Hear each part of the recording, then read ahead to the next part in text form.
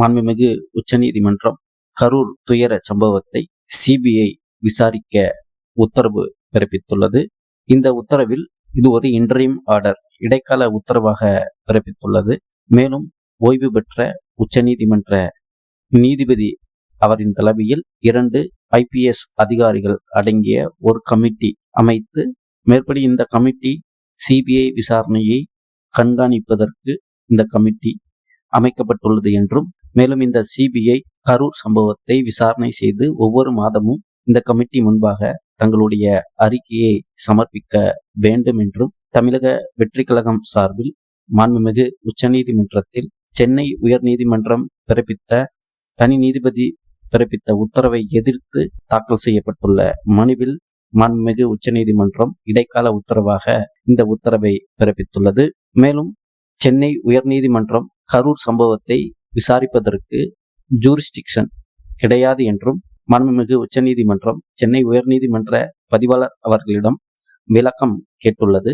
காரணம், கரூரை பொறுத்தவரை territorial jurisdiction என்று சொல்வார்கள்.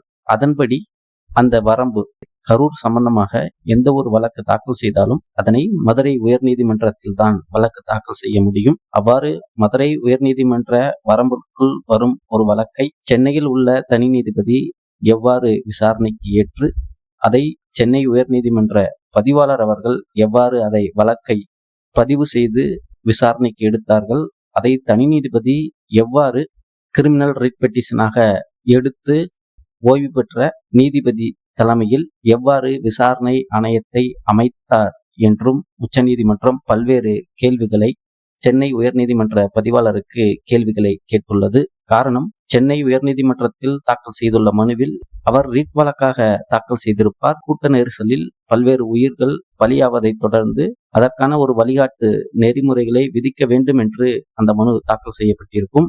ஆனால் அந்த மனுவை கிரிமினல் ரிட் வழக்காக எடுத்துக்கொண்டு அவர் கேட்ட பரிகாரத்தை வழங்காமல் மேற்படி கூட்ட நெரிசலில் பலியான அந்த சம்பவத்தை தொடர்ந்து அந்த சம்பவத்தை விசாரணை செய்வதற்கு ஓய்வு பெற்ற தனி நீதிபதி தலைமையில் விசாரணை ஆணையம் அமைத்து அந்த தனி நீதிபதி உத்தரவு பிறப்பித்திருப்பார்கள். இதில் பல்வேறு குளறுபடிகள் மற்றும் முகாந்திரம் இல்லாத நிலையில் இருப்பதால் இதனை கருத்தில் கொண்டு மாண்புமிகு உச்சநீதிமன்றம் தற்பொழுது கரூர் துயர சம்பவம் தொடர்பாக சிபிஐ விசாரணைக்கு உத்தரவு பிறப்பித்துள்ளது. இந்த உத்தரவானது ஒரு இடைக்கால உத்தரவு என்றும், மேலும் முழு வழக்கு முடியும் பொழுது அதற்கான உத்தரவு மீண்டும் பிறப்பிக்கப்படும் என்றும் உச்சநீதிமன்றம் உத்தரவு பிறப்பித்துள்ளது.